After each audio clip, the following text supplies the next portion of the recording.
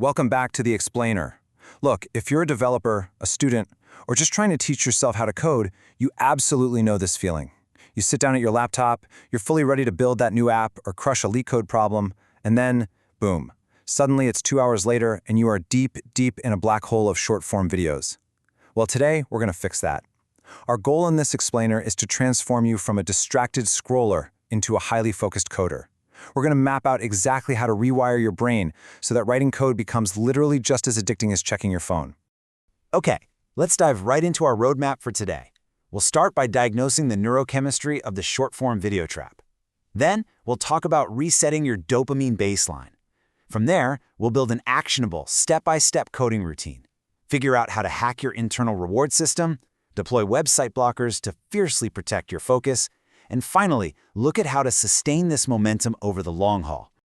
Section 1. The Short-Form Video Trap. If you feel like your attention span has been completely shattered by modern digital distractions, trust me, you are not alone. It brings up a question that we can all relate to.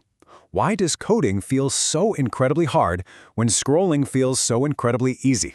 It's the ultimate battle, right? Studying for your future versus the smartphone sitting right next to your keyboard. To understand why your brain almost always prefers the phone, we really need to look at the data. Check out this study from the NeuroExplorer Research Institution. They looked at two groups, high-reel users who consume over 3 hours of short videos a day, and low-reel users who consume less than an hour. Look at the massive drop in sustained attention levels for the heavy users. The continuous stream of those 15 to 60-second videos literally reconditions your brain to prefer tiny bursts of information. It physically lowers your ability to maintain focus on prolonged tasks, things like reading boring documentation or debugging a stubborn block of code. And here is the actual science behind why we just can't look away. It's called dopamine desensitization.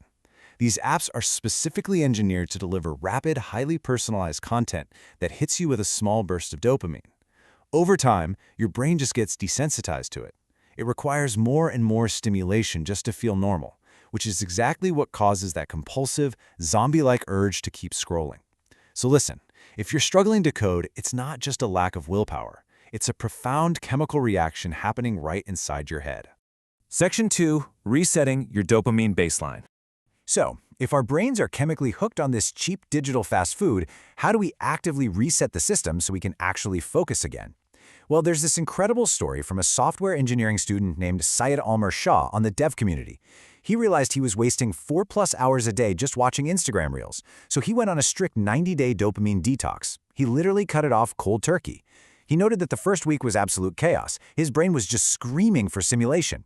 But by week 3, the fog finally lifted. He started waking up with real energy. He enjoyed problem solving again. And the best part? He regained over 4 hours of pure coding focus every single day. What Syed essentially did was transition his brain from cheap dopamine to earned dopamine. Cheap dopamine is the empty calories, right? The doom scrolling, the constant notifications, the endless swiping. It feels good for a split second, but then it leaves you feeling totally drained. Earned dopamine, on the other hand, is highly nutritious. It's that incredible chemical reward you get after struggling through a really complex LeetCode problem, or when you finally get that API call to work after an hour of debugging. If we want coding to be addicting, we have to cut out the cheap dopamine so our brains actually start craving the earned dopamine. Section 3. The Ultimate Coding Routine.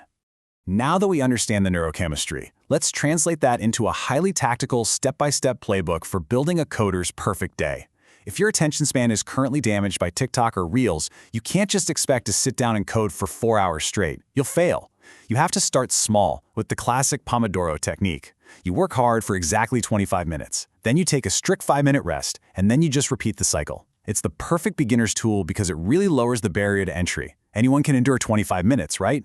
It slowly builds your momentum and gets your brain used to focusing again. And this builds directly into the bigger picture of your day, your biological ultradian rhythm. According to neuroscience, human beings are fundamentally built to focus in 90-minute cycles. From minute 0 to 90, your brain is bathed in acetylcholine and dopamine. This is your peak time for deep work, like complex strategy and heavy coding. But right around that 90-minute mark, metabolic waste actually accumulates in your neural tissues. You start feeling that familiar brain fog. At that point, you absolutely must take 20 minutes to rest and rebalance. Step away from the screen, go take a walk. If you try to grind past 90 minutes without a break, you are severely damaging your performance for the rest of the day. Section 4, Hacking Your Reward System.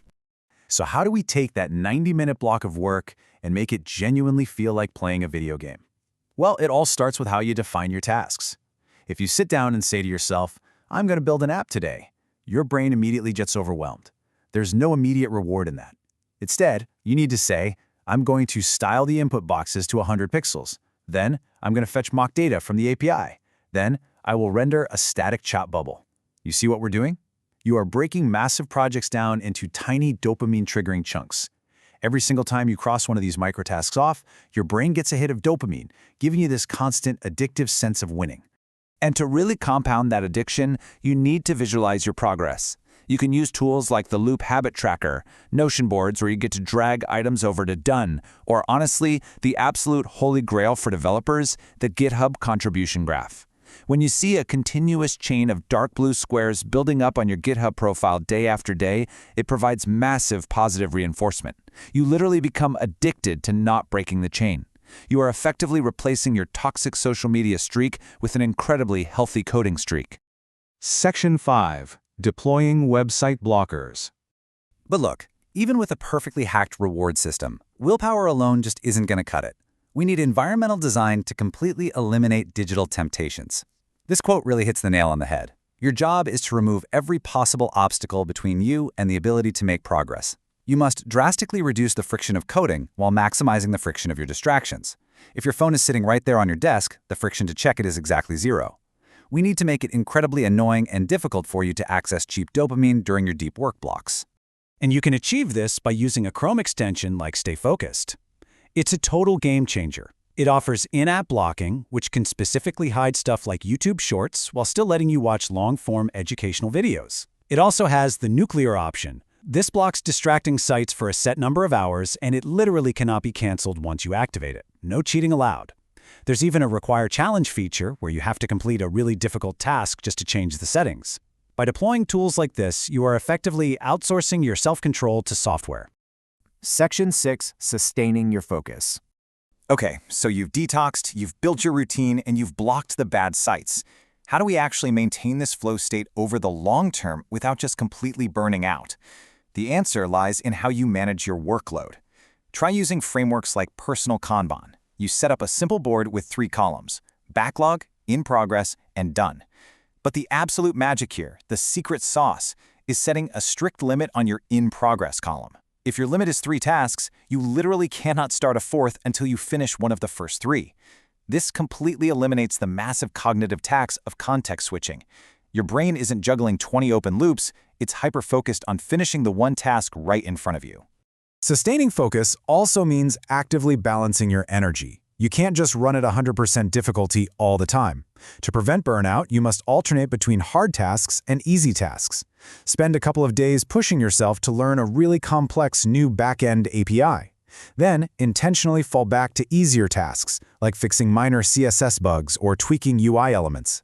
This keeps you right in what we call the growth zone, where the work is hard enough to stretch your abilities, but not so hard that it completely breaks your spirit and sends you running right back to scrolling. I want to leave you with this final drop-the-mic question to think about today. Is your problem truly just too much distraction, or is your problem that you aren't engaging in the right work or doing it in the right way to actually maintain 100% focus?